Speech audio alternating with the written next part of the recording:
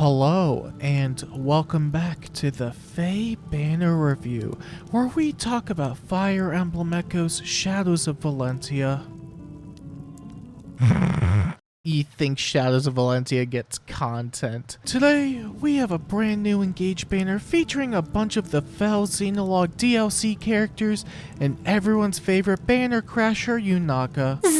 And as per tradition, I will be using this coveted line graph that may or may not be a line graph at the end of the day to rank the brand new Engage banner. Today's ranking will be based on how impatient Fire Emblem Engage is for brand new content. And if you want content that's also brand new, then make sure to like and subscribe to the channel so that you can get content that's both brand and new, including this video starting now.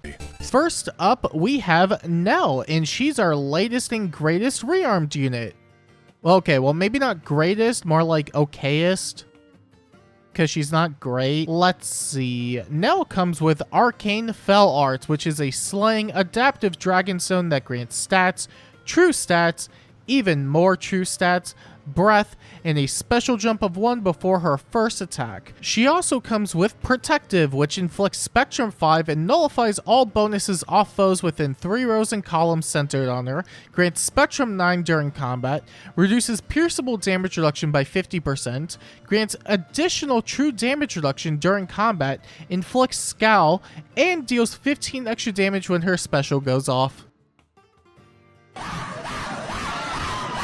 I gotta say, I'm really liking the arcane weapon. It has a bunch of awesome and unique effects that we've only ever really seen on Arcane Sly Knife, and Arcane Giant Axe, and Arcane Truthfire, and Arcane Bloodgang. And okay, IS, I get it, you can stop now. I'm assuming the rest of the weapon types that follow will just be copy and pasted over like this, but I could have told you that 4 banners ago, honestly. It's a good weapon, but just... yeah, at least she has Protective to make up for it. It's very combat heavy, but it does also have a supportive aspect to it, which is really great. Because I doubt she's living Emblem Sigurd. She also comes with Dragon's Roar, Barricade, and Edge Scales, which is a brand new attempt at not making a bad dragon skill. Edge Scales inflicts speed, defense, and res debuffs during combat, has attack-based true damage, reduces damage by 10 true damage reduction from the foe's first hits, built-in frozen, and speed-based no follow-up. This is actually really good.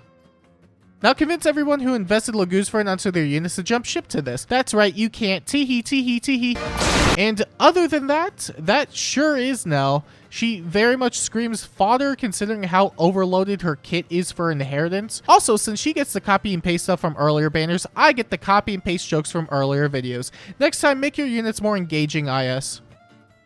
Wait a minute. Engage? Next, there's Rafal, and he's here with his infantry sister Nell, and looks quite infantry himself, if I do say so myself. And do you know what that means? That's right, he's a dragon infantry armor. Let's see. Rafal comes with Fel Slaystone. It has slaying with cavalry effectiveness, stats, true stats, even more true stats, guard, a special jump of 1 before the foe's first attack, adaptive damage, and grants stats and guard to nearby allies, as well as additional stats if any ally in range has an engaged effect. He seems fine, honestly. Rafal kind of fits the bill for your standard 20-25 savior, I guess. True damage reduction, can use shield fighter, has a smidge of support, can use shield fighter, can use shield fighter, that part is especially important, shield fighter, and so on and so forth. And yeah, we have better armors than him, but Rafal also comes with Armored Blaze, Attack Defense Scout, and Attack Res Twin Near Save. In a brilliant move, IS decided to give the armor unit Twin Save alongside no Fighter B slot, which means you have to get that yourself, idiot. Actually, maybe it was a smart move because that means you have to spend more orbs, and look at what's on a banner currently. That's right, Valentine's Rhea. just go summon for her instead. At least he comes with an A slot that he wants to ditch immediately in Attack Defense Scowl. Attack Defense Scowl is really cool because it's an A slot that grants attack and defense but relies on a res check. You see, those two stats don't help his res check. It'll most likely be fine since most melee units that would initiate onto him probably lack a res stat to begin with, but I think it's funnier to point it out regardless. You're still ditching that A slot. And other than that, that sure is Rafal. He may not be as good as Neathhogger or New Year's Neathhogger or Tuned Hector or Valentine's Rhea, but he's got something over all these other armors. That being, he can pity break you. Yeah, have fun with that. And then there's Celestia, and she's the demote this time around.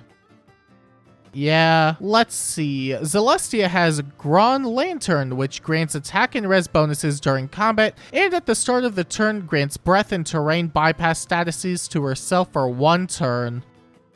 That's all. There's never really much to say when it comes to a generic demote. Like, what else is there to say besides, whoa, look at the unit that sucks, and not just sucks, but sucks dick. And look, I know that sounds mean. That was my intent. Although being a ranged flyer isn't really great either, but it's not unsalvageable at least. She also comes with Moonbow, Attack Speed Catch, and Attack Speed Rain. Attack Speed Rain pre-fodder is always nice at least. Demote skills like that are just always going to be appreciated no matter what. And other than that, that sure is Celestia. I've said nothing of value for the past minute and a half. I'm moving on. And finally, there's Yunaka, and she's an aided unit. I always wondered what qualified a unit to be an aided, and I guess it's just having a companion, but I think it was as thought out as most other things in this game. You see, the joke is that it wasn't thought out. A toothpick changes everything, you know, that kind of deal. But hey, it's a cat accessory, which is pretty cool.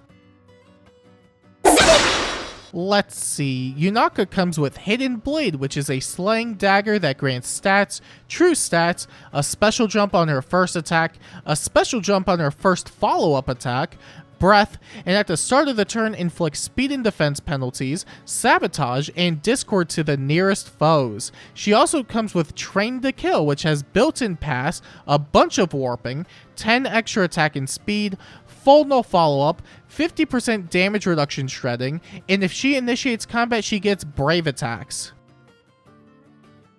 Honestly, if it weren't for the start of turn debuffs, I probably would have mixed this weapon up for Arcane Fell Arts and Arcane Sly Knife and Arcane Truthfire and Arcane Giant Axe and Arcane Bloodgang. And the weapon seems pretty good at least, but is it enough to cut through any of the common save units we have?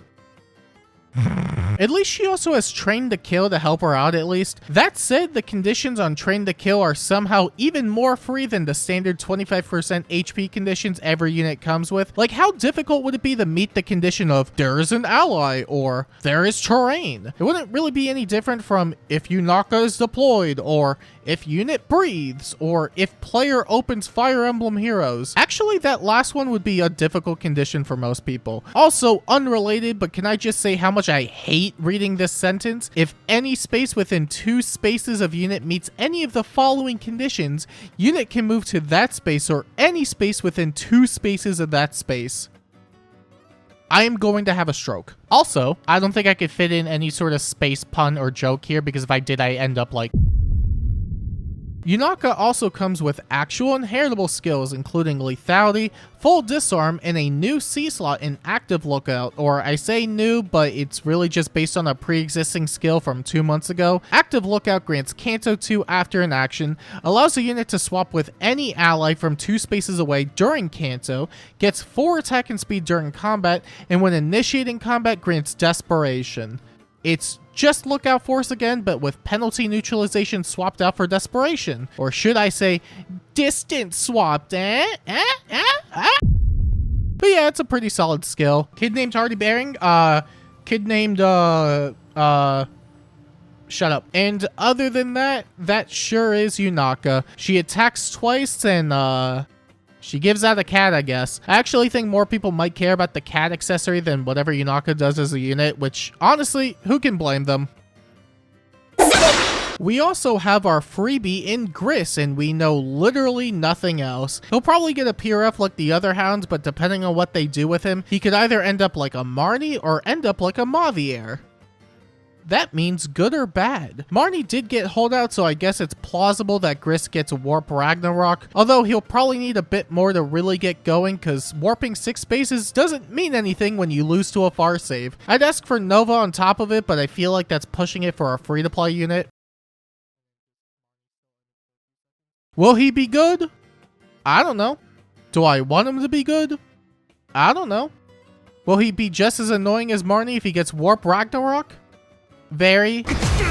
And now that we've gone over the brand new engage units, I think it's time we rank the banner on the line graph that may or may not be a line graph at the end of the day. And would you look at that? The brand new engage banner has earned a 5 out of 10 on the line graph. Not a bad score by any means, I'm not gonna lie. Just kidding, I lied.